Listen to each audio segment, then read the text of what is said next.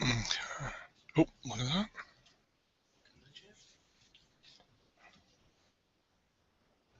Okay. Oh, I need to share the document first. Go back. We're live. Do I need to?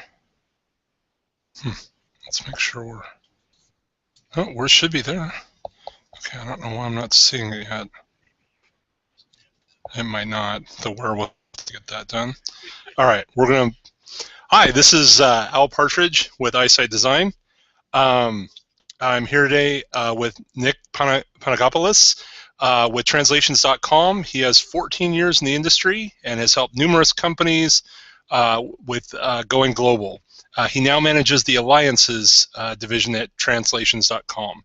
We're going to switch over to a document, and I'm going to hand the mic to Nick, and he's going to take off. So we'll do that, and we'll do screen share, and that one. Start screen share, and we should be.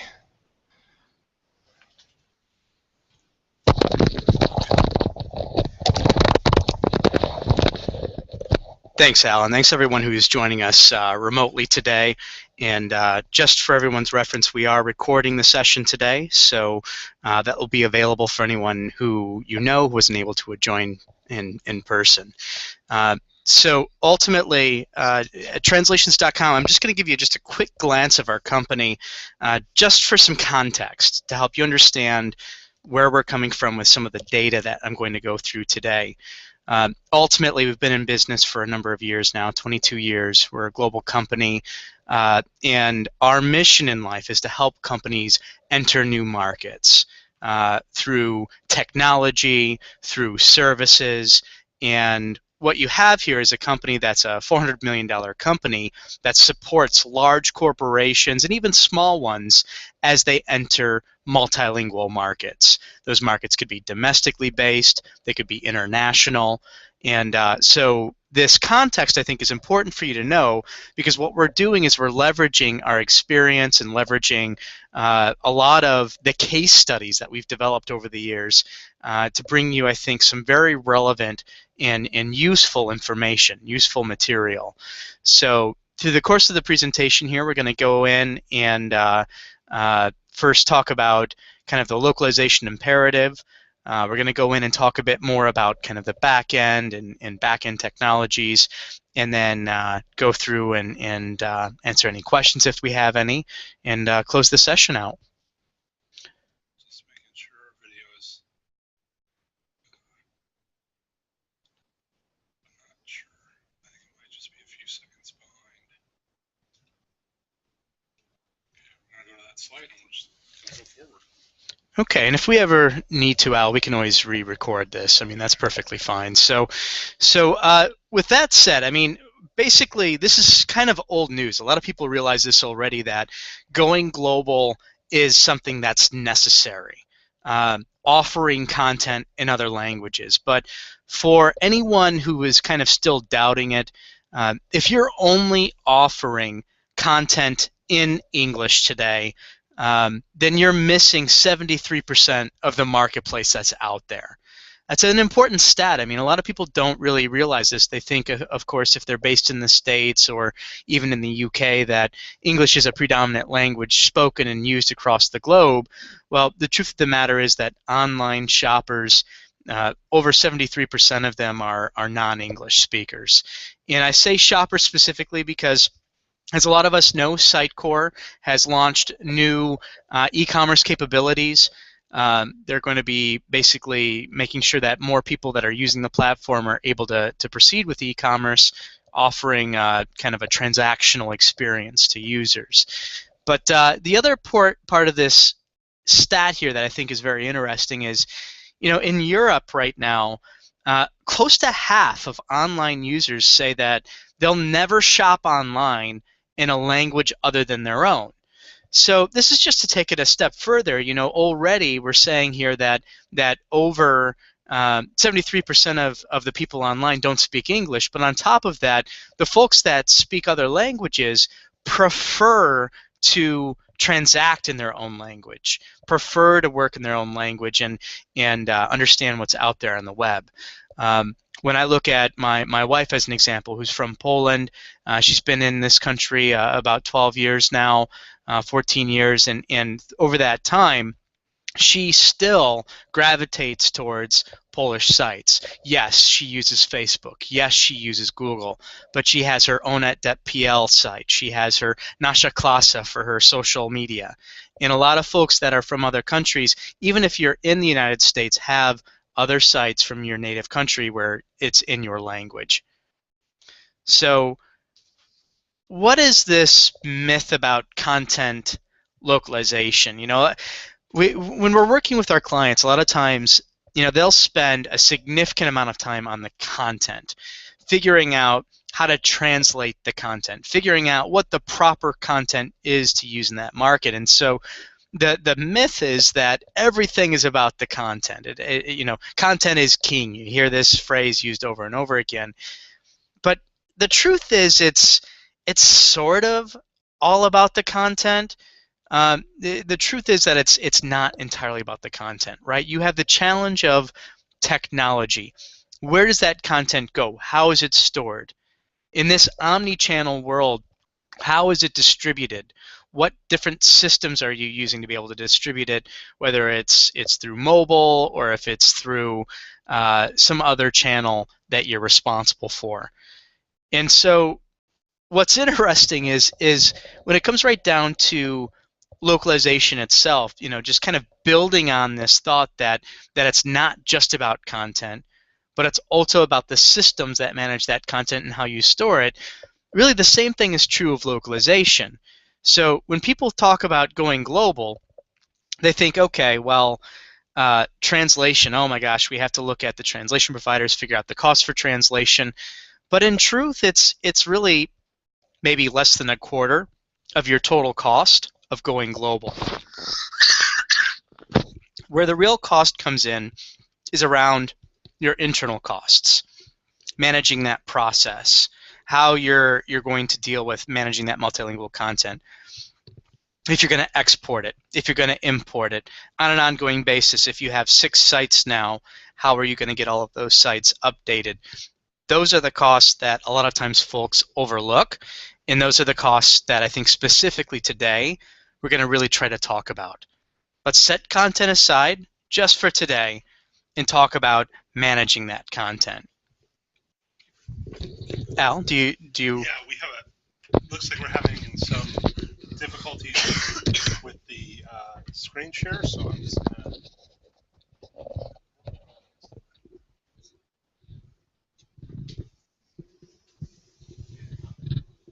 That's not what I'm seeing on the live stream. Oh yeah. So I don't know why it's doing that. We have folks. I have to go look.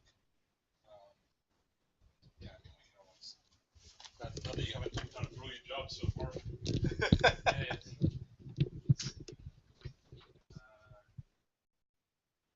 I have other people saying they're going to watch, but oh no, there are 2 other people watching. So just tell them we're having a little technical difficulty. Hi, folks. We're realizing now that we're having a bit of technical difficulty with displaying the presentation, so we're just going to look at that just for a moment. We're going to pause here, and then we'll come back to the presentation.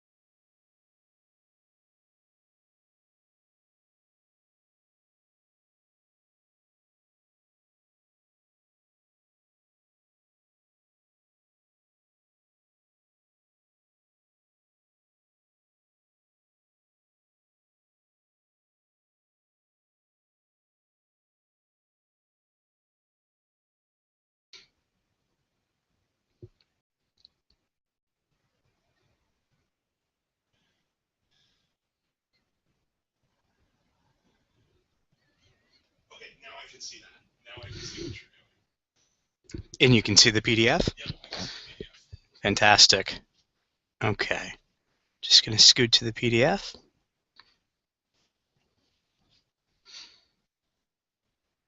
Okay. So we're going to just quickly go through a couple of the screens here. These were the slides that we were referring to a bit earlier. The cost. And then ultimately, it being down to the expense being in the task of managing multilingual and global content. So if we had to summarize this another way, to simplify this, the content translation and the content itself is the tip of the iceberg. That's the part that you're seeing above the water. The rest of it is managing that content, the process of getting it translated, the process of maintaining that content and keeping it updated. And so the real question oftentimes comes down to, how do you deal with all of this? What other challenges are there? What's the best way to manage this content? And, through our experiences, I think what we've learned the most is from our clients how to do things better. The clients tell us about their experiences. We go through the experiences with them, and I like this quote from Merck. Determine the right internal balance that will work for your organization in terms of IT involvement, translation tasks, and the split between centralized and local strategies. But make sure that you do this before you map and go through your localization process. So the point is, start early, plan early. If you're going to be doing a Sitecore implementation or any other platform for that matter, you need to, in your process of designing the site, of determining your architecture, look at localization, look at how you're going to manage it. So, let's just talk about this for a minute. What does all of this mean, right? So someone wants to translate their site. Let's say it's our marketing manager. He wants to translate translations.com. He goes through and he says, okay, well, I've got site 1, 2, 3, 4, 5, and I'm going to offer my site now in these 5 languages. And at its surface, right, the marketing manager looks at this and says, well, shoot, this is simple. I'm just going to offer all of these languages, and life's good. I mean, that's it, right? But the truth of the matter is, what is a website, right? It's a series of repositories where you store maybe your capability around chat, your forums, your content, your multimedia, your music, your photography. They all could be in a digital asset manager, a content management system, an e-commerce engine. You could add in there more complex things like an ERP. And all of that goes into this site. So where does that leave you then? If you want to get back to this scenario where you've multiplied all of your sites in multiple languages, then how do you go into all of these repositories, all of these areas, and get all of that content translated? That's where this gets the most tricky. The import and the export process. You really have to think, okay, is this going to be content that's updated frequently?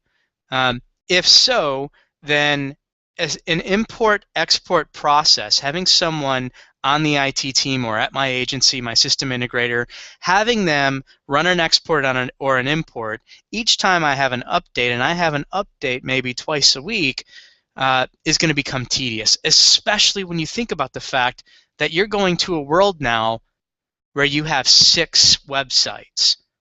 It's not as simple as it used to be. You can't just go into your CMS now and change content, because you have to think about what's going to happen and how that's going to impact your other 6 sites or your other 5 sites or 4 sites in this case. So beyond that then, how are you going to manage testing and QA and all of those multilingual sites? What is your maintenance process and plan going to be? Is there going to be someone in market who's going to review content, approve that content? If you're working with a professional translation company, how are you going to get the revisions that you make to your multilingual sites back to your translation company? A lot of times folks just think, okay, well, I've got my translated content back in my site. Can't someone just log in and change it? And the truth is, yeah, you can absolutely do that. But if you're sending content on a regular basis to a translation company, if they don't have your revisions, they're going to continue making the same mistakes over and over again. And they may not even be mistakes, they just may be stylistic preferences. And what will happen is you will test and try the patience of those people handling review. So in the end, handling and maintaining and building multilingual sites can be quite complex. Even if you're using a content management system, you have to have a way to simplify the process. Here's another quote from Hilton International. Launching a new site will likely carry fixed development and translation costs. The ongoing maintenance of the same sites will instead carry variable costs based on the volume of content and ongoing development costs. Take a measured approach. Know what those variables are and do it right the first time, even if this extends your evaluation process. So the point is, don't get so tied up in evaluating a content management system that you're not thinking about the whole picture. If you're going to select a new content management system and then select a system integrator to help you with the rollout of that site, you develop a plan, you have an architect who builds how the backend is going to look, you have designers who help you with kind of setting up what that site is going to look like. If in the end you do all of those things, but then you say, oh, well, we need to translate that, and you're in 5 markets, and each of those 5 markets, you're planning an export-import process. Each of those 5 markets, you have different repositories. Each of those 5 markets, you have different vendors, different resources handling review. You have ignored an entire set of workflows and complexities that you really should have thought of even during your evaluation of your content management system. Many content management systems today have out-of-the-box functionality around managing multilingual content. Many of the content management systems that are out there have made this easier, Sitecore being one of those, and how they connect then to technologies to help manage the translation workflow. Technologies like what we have from translations.com, our global link suite. Ultimately, the idea is that we have a single system that integrates with multiple back-end systems, whether it's an e-commerce engine, the database, the DAM, business users who want to submit translations manually. Don't forget, while you might have people in marketing who are working in your content management system, they might still have content in a document management system that they need translated. Or they might also have new advertisements in print material or billboards that they also need translated. You need to solve for all of these use cases, try to centralize as much as possible, and then make the translation process as simple as humanly possible. That's ultimately what we've accomplished with the technology. But the idea is that it's not just about our tech. It's about, first of all, thinking about all of this. That's, I think, a lot of times the biggest challenge is, again, people are so tied up in building and designing the site and getting the content right and making sure that it looks nice and fresh and current that they don't think about all of these other things like, okay, if we're going to get it translated, oh crap, what do we do? How do we do it? Who's the best resource to do it? Can we hire someone to do it in-house?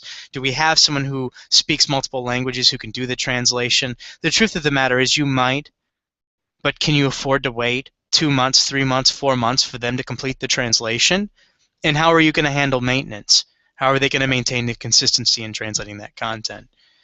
So what are some of the other considerations, right? I talked at the top of the meeting about how going global by itself, a lot of times people think it's about the content. In truth, they think the cost is around the translation cost.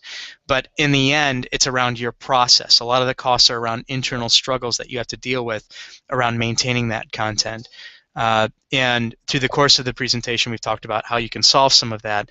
But what are some of the other considerations? SEO and SEM.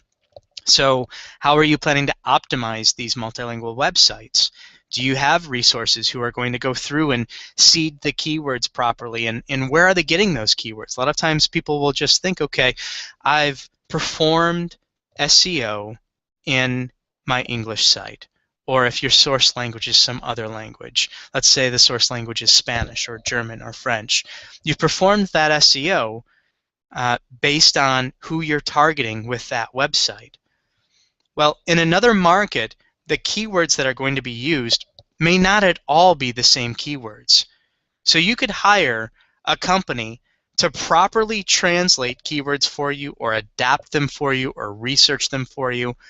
But in the end, if the keyword that you start with has nothing to do with what that target market cares about as it relates to your products, as it relates to your services, then adapting your English or your source language set of keywords doesn't do anything for you.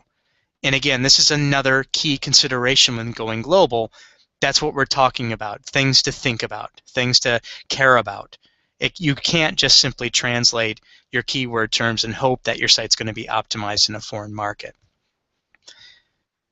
Other considerations, okay, so in certain markets, as an example, you may design a mobile site or a mobile app. You may post that app or site into a store, but is the Android marketplace a larger marketplace in certain countries than others? Is a customer more likely to visit your mobile site in another country just by nature of that being the de facto way that they access the internet? A good example for you is developing nations. You know, even third world countries where, as an example, the infrastructure doesn't exist or may exist, but in a very, very low-end fashion, doesn't exist for them to go online using a laptop. So you've spent all of this time investing in a site, you get it translated, but in the end, in that marketplace, people are much more likely to access the web content via their mobile devices. It's why in China, it's why in some of these other developing nations, you see high volumes of mobile usage and people more likely clicking through and going through mobile sites and also abandoning sites because of a poor mobile experience than going to the desktop and going through that whole process and abandonment and all of that that goes with it. So how are you going to go global? And do you need a different strategy for your mobile for each of your different markets? Things to think about. These are things that we can advise on, things that we can tell you as an example, and any partner can tell you if you're thinking about these things, or even internal resources can tell you some guidelines, some things that they know about that marketplace. The whole point in us bringing this up is have the conversation. Think about these things. Simply taking a website and only focusing on getting it translated and not thinking about the process of it or the cultures and how they access information is going to leave you probably in a situation where you're not competitive. So I think Debeman says it great, where you basically have to think end-to-end about what you're going to do, but try to do all of this from the customer's point of view. Try to put yourself in your customer's shoes. How are they going to access your content? How do they want to access your content? If they're in France and they want to access your content, what is their experience going to be? How are you going to design that experience so that it's relevant for them? Can you actually take your site as it exists today and simply translate it? Will that experience work well in that other market? And the truth is, in many cases, it might not. You might have to use different imagery. You might have to use different products in that site. Again, these are all talking points, things to think through as you're going global. So just a nod here to translations.com. What we're really talking about here is looking at the localization. Yes, the translation part can't be ignored, but also looking at SEO, looking at branding, looking at technology. Put all of these things together so that you can have improved consistency. You can lower your costs for translation. If your maintenance process is a manual process today, eliminate that manual process by including technology, or at least thinking about that technology. And what that will ultimately lead to, if you lower your costs, then you're going to lower also, by using technology, your turnaround times. You'll get to market faster.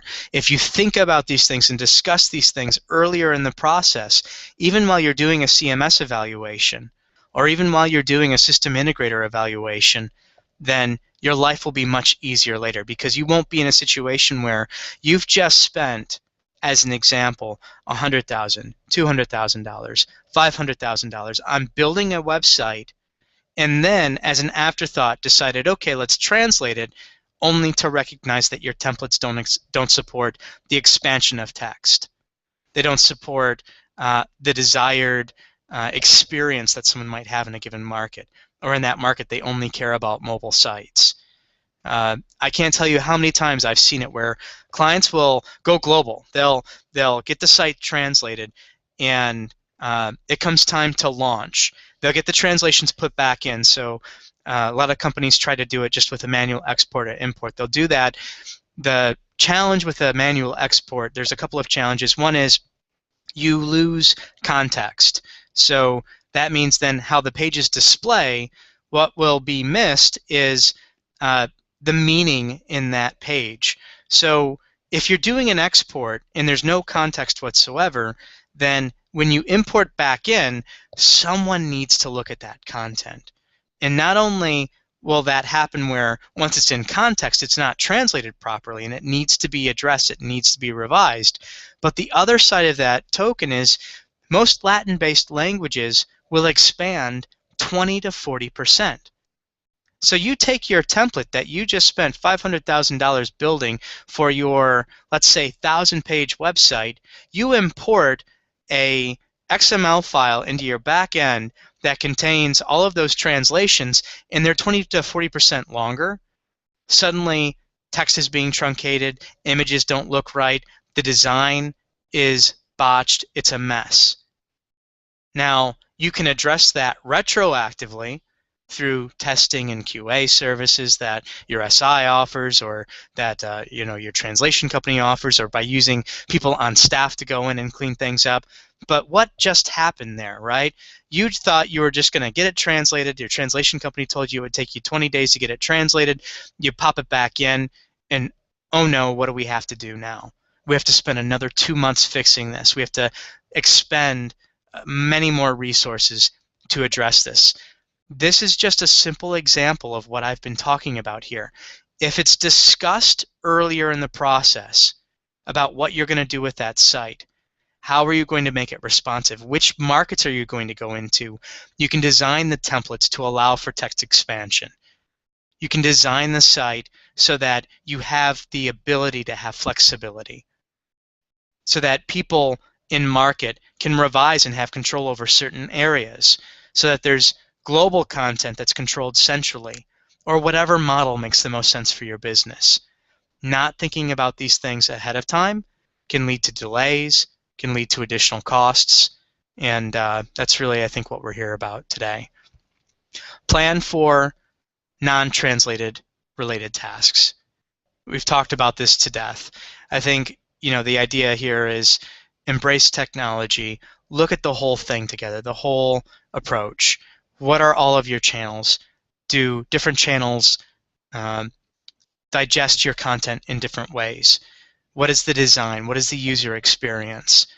Be prepared for what's going to happen after you launch. A lot of times people are always saying, well, we need to focus on the launch, we need to focus on the rollout of our Sitecore implementation, we have to focus on making sure that it's ready for all of our social media channels. Well, if there's any inkling of a concept that you're going to be going international, and by the way, the best way to figure that out is if your current sites are in multiple languages, then there's probably a very good likelihood that when you do this new launch, this new implementation, this new rollout, you will have at least probably 1 or 2 multilingual sites. So think about it earlier on. Be prepared for what's next, not just what you're doing with your source language site. And I mean, in truth, I belittled content at the beginning of this, but language quality is still pretty important, right? You need to make sure that you're working with a resource that knows how to handle the language, that knows the subject matter. You can leverage, even to some extent now, and we're seeing this more with our clients, machine translation. I'm seeing a model develop where clients are basically taking their core content, and they've identified which pages are their most visited pages. They're taking those most commonly visited pages, and they're having professional human localization or even transcreation done to them. They're changing the imagery, the design. They're trying to make them more localized in their feel. They do that with their key most visited pages. They optimize them, and the idea is that they can drive traffic with those and, of course, have a nice face that you're showing that market. I've seen them use this model, but then also use some level of machine translation with a human edit. The idea is that, yes, the quality may not be perfect, but if you're leveraging this hybrid approach, you can decrease your costs. You can even, likely, if you have high volumes of content, you can even pick, probably by looking at your analytics, looking at your site visits, you can probably pick a set of your content, and let's say it's 50% of your content that no one ever visits, and only use machine translation on that. So you've taken then this cost of, let's say, 20 cents per word or whatever it might be, 15 cents per word, you've taken it down into whatever that cost is for the machine, which is significantly less expensive. Beyond the content, we talked about mobile, but there's other aspects to going global, right? If you're selling on a site, how are you handling customer service? If you have phone numbers on your website and you're transacting, people are going to have questions. So how are you going to handle inbound inquiries then? You have a chat on your site. You have a phone number. We offer over-the-phone interpretation services, so sometimes our clients will try to avoid setting up call centers in market and instead leverage their current call centers. We give them a number, they dial that, instantaneously they have someone who jumps on the line to help bridge the gap, speaking in another language. Another model is you have them serve as your first line of defense, where they click a number that goes right to our interpreters who handle the conversation as if they're one of your customer service reps. The chat. With chat, you can actually leverage some level of machine translation because there's a low expectation on quality there. We're all human. We all know that when we chat, we make mistakes. So machine translation is acceptable, and we offer services around that just as other companies do as well. But the point is, just the content and the focus on the content is not enough. Do you have forums? Do you have reviews? How are you planning to handle all of that in your multilingual sites? All of these are things to think about. So with that said, you can continue the conversation within the Meetup group. We'll have the recording pulled together for you. We may need to re-record it because we had some technical difficulties today, but once we have that re-recorded, we'll post that out to the site so that you can share this. And of course, anytime you're welcome to reach out to me. Al, of course, our organizer here and sponsor, you can certainly reach out to him as well.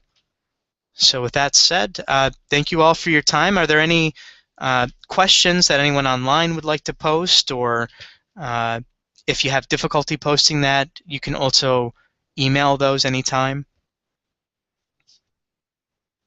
We're going to check the Q&A right now.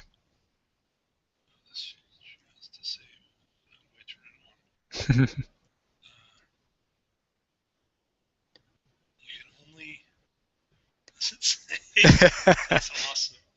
It looks. Okay, maybe we're not going to do it through the thing tonight. Yeah. Looks like the Q&A is in the system not working. So folks, we'll collect what we have here. Otherwise, of course, feel free to email us as well, and we can follow up offline with any answers that might be relevant. Thank you for those online.